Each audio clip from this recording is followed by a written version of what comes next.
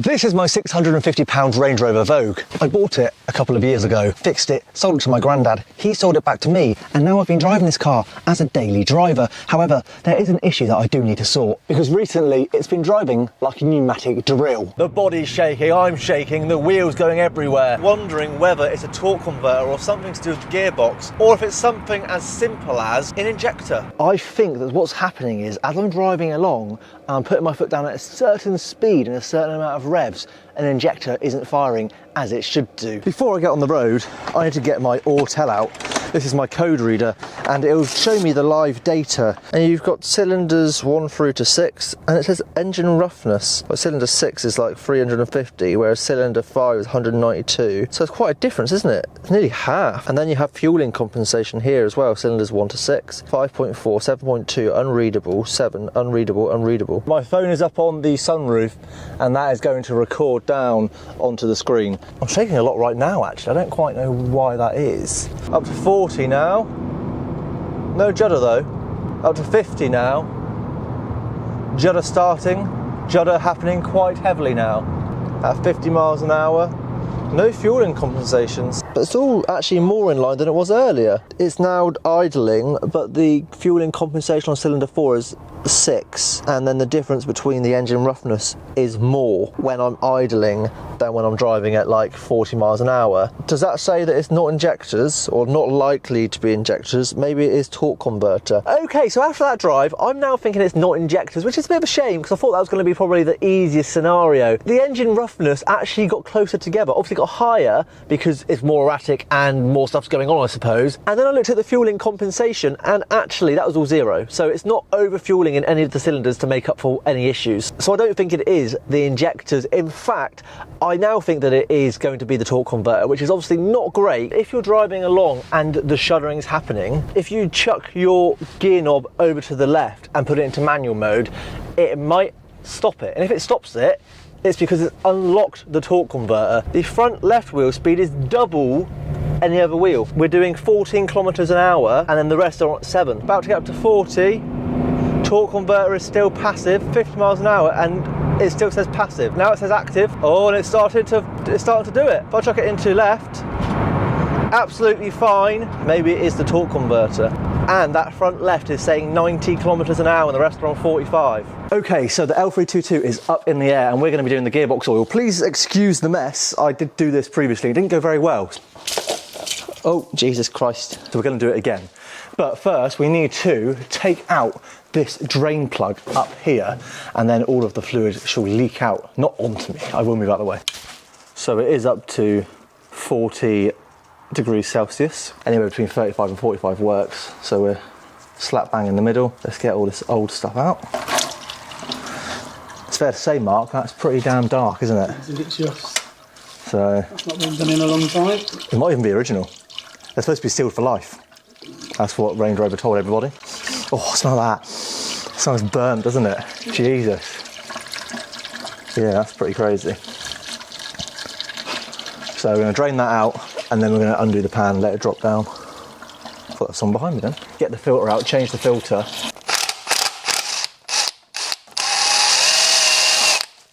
What's going on? It's not coming out, Mark.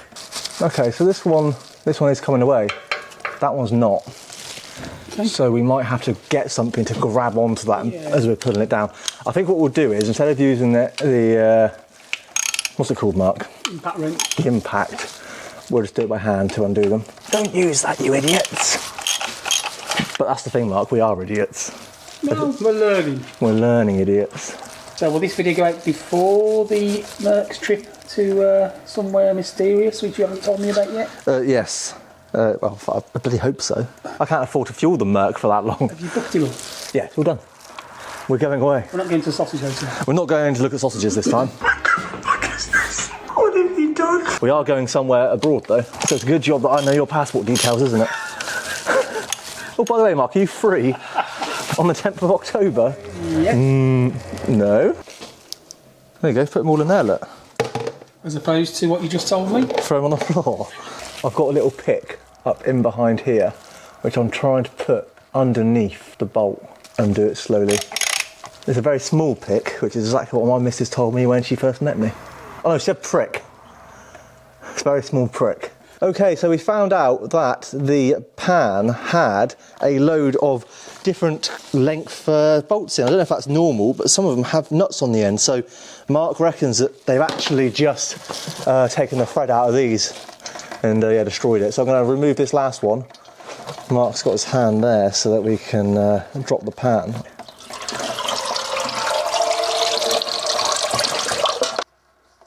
Can't tell because it's just kind of like, no, there's no metal there. It's just thick, isn't it? Like you. Oh, there's nothing there, no metal there. Thick. Oh, a bit thick. Oh, that makes more sense. The filter just should have popped down.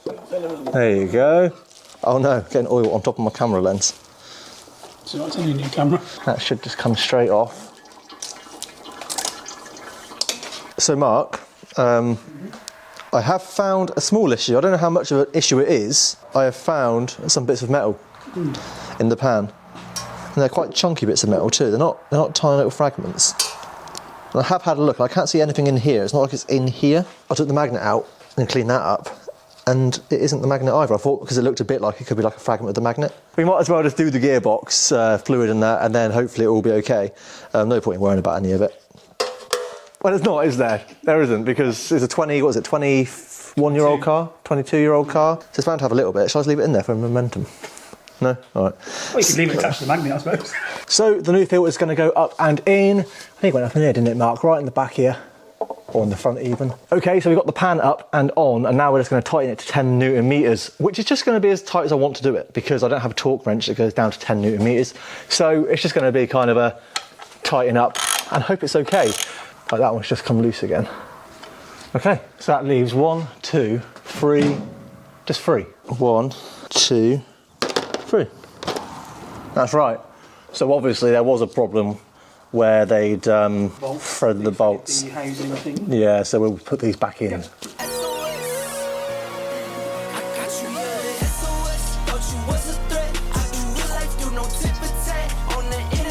You know these man bags you see children wearing? What if this was the new trend? Vacuum pumps. You can keep anything in it. You keep like, what about a lizard? What I'm trying to do, Mark, is I'm trying to have it around my neck. This is not going well for me. Oh, look at this. It's very exciting, isn't it? You should be back into it, to be honest. What's that? You need to... Yeah, I don't want to break it because it's quite flimsy. Look. You need to cheat. Yeah, it's like 25 quid.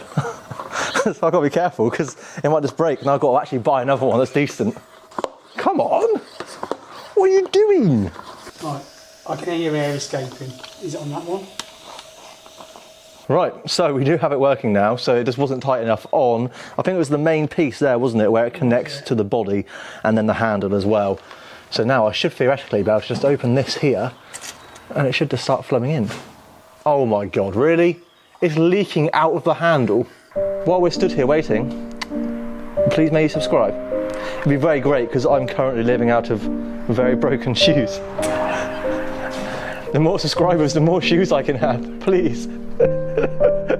I'm spending all my money on this place. I've not been here for months. So now the plan is that when this is filled right up and it starts dribbling out, we will stop this. We'll have to bring the car down, start the car up, put it through all the different gears and hold it for 5 seconds. And then we will leave the car running, undo the fill plug, which feels wrong, but that's what you're supposed to do, and we'll continue to fill it up from there. There we go. So we started dribbling out, tighten that up just to a point. It doesn't need to be 100%, just tighten it up by hand. And we're going to start the car up and run through the gears.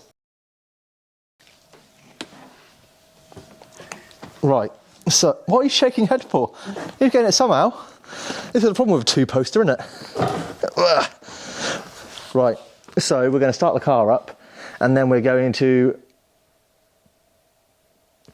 start the car up and then we're going to run through the gears. It's going to hold it in each gear for about 5 seconds. Then park into reverse, neutral, 1, 2, 3, 4, 5, drive, 1, 2, 3, 4, 5, and so on, and so on. It made the clunk when I went from park to reverse, so I'll try that again. Back to park, reverse. These are high up, aren't they, these cars? I need to run through the manual gears. We need to check the heat of the gearbox into manual mode. Second, third, first. All seems all right. Drive, neutral, reverse, park. I'll try it now. Didn't do it. Yeah, that's good. And it's warming up, isn't it? Reverse. No clunk. It might drive better than yours, Mark. Mark's just got himself a very nice new Range Rover. Fresh air. It is a bit fumey, isn't it? We're just about to uncrank the thing and fill some more up, so let's do that. It all looks alright, doesn't it? Yeah. That's it. Oh. Okay, so the Range Rover is now coming down. I'm hoping that that will be my gearbox issue sorted, because I don't really enjoy the judder that it's giving me at the moment. I do have a question. Yeah? Is it supposed to be like that tilted on the front, that one wheel? Oh, fucking hell. See what I mean? Yeah, maybe it'll straighten itself out. Maybe. This one here seems to be really kind of out, which is a bit strange. Like the top end of it's quite out. I suppose that one is as well, actually, Mark. You come and look at it. What are you laughing at me for? I can't help it.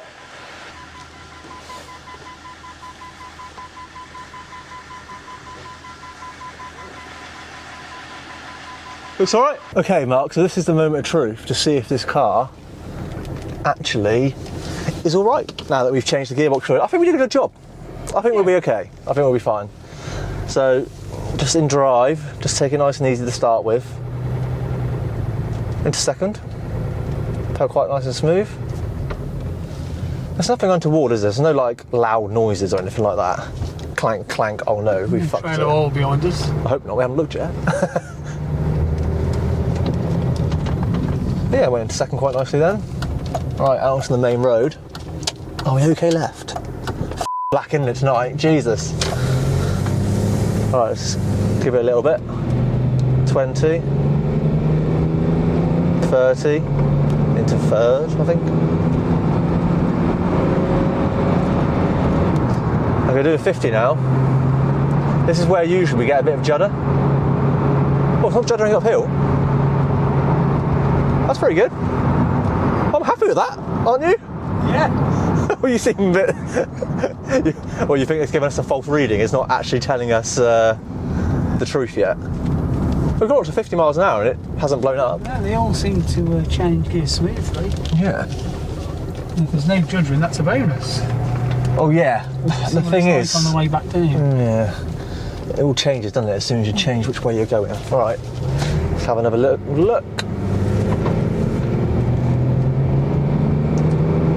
30. Fuel lights just come on. 40. 50. This is where the judder usually happens. It happens coming down here as well. Oh no, it's just started as I've gone into that gear. So what's that, fifth gear probably? 55 mile an hour? I'm wondering if it's just the fluid working its way through. Do you think? I don't know. The thing is, do you know what though, to be honest? Faster than it used to be. Like as in like changing through and that? Or? As in juddering. Was it 50 before? Was that 60 that time? No, it's about 55. But I think it's because it changes into that gear. Right. But do you know what? At the end of the day, fifth gear is a bit... We've given it more life by doing this oil change. Do you know what I mean? I think you need to drive it for a week. Yeah. Let's see what it's also like. The gearbox has got to relearn, hasn't it? Is that what it does? Oh yeah, it does. Yeah, that might be a shout. I'll go in there. Yeah, oh yes. What's bloody ladders to get out? It's a bit like that, isn't it? You've got auto closed doors. Oh, all right, Mr. Auto Close, with his new Range Rover. Oh, I've got auto closed doors. Oh, my Merc's got it as well. It just doesn't work. All right, I'm going to reverse up into the unit, leave the car here tonight because I'm going to bring the Merc up and change it around. Mark drove tonight. I'll turn your lights off now. I was just making sure. Making sure that those oil spills weren't us. It's in neutral. I'll get out now. we'll push it back, I'll switch it off. So there you have it, the L322 has had a gearbox fluid change and I'm really happy with the result. Thank you, Mark, for coming up and helping. It doesn't seem to have fixed that fifth gear problem where it's a bit but do you think over time it will? Do you reckon? Yes. Drive it for a week, I think. Yeah, and it might relearn or it might just get into it and lubricate it more, I don't know. But I also do think that there is a bush that I need to desperately do on the driver's side. So I wonder whether that could even, I know it changes gear, then it starts doing it, but it might just be that that's just exasperating the issue a little bit. But it is done, there's no leaks at the moment, and I think that, yeah, we'll be fine. I think that it just gives the car a bit of a lease of life, because if I left the old gearbox fluid in there and it was juddering in fifth, it might have died in a few months' time, whereas now it might die in a year's time or more. Do you know what I mean? So at least it makes it survive for a bit longer. Worth the 100 quid. Worth 100 quid, isn't it? And it's the knowledge of doing it, because it's my first time doing it. We've both learnt now, haven't we, how to do it on this car. So it means if we get another one of these in the future, we need to do it. We know it's not that big of a deal, to be honest. You know, if I went and bought a new one tomorrow and went, oh, we need to do it, then we can do it. So I'll leave it there. Thank you very much for watching. See you next time. Please subscribe if you haven't already. Please do like the video and comment below. What do you think? Did we do a good job? I'm going to put in a few snippets of the job that I tried doing before you came up, Mark, because it was horrendous. Oh, okay. I didn't know about that. It was horrendous. Okay. It went everywhere. Okay, far from ideal, but it's all I've got to work with. What I don't understand is it goes out so quick. How are you ever supposed to fill it up quick enough to be able to get it in? All I would say is don't ever copy anything that I do, because I'm usually going to be wrong about whatever I'm doing. I've got an idea.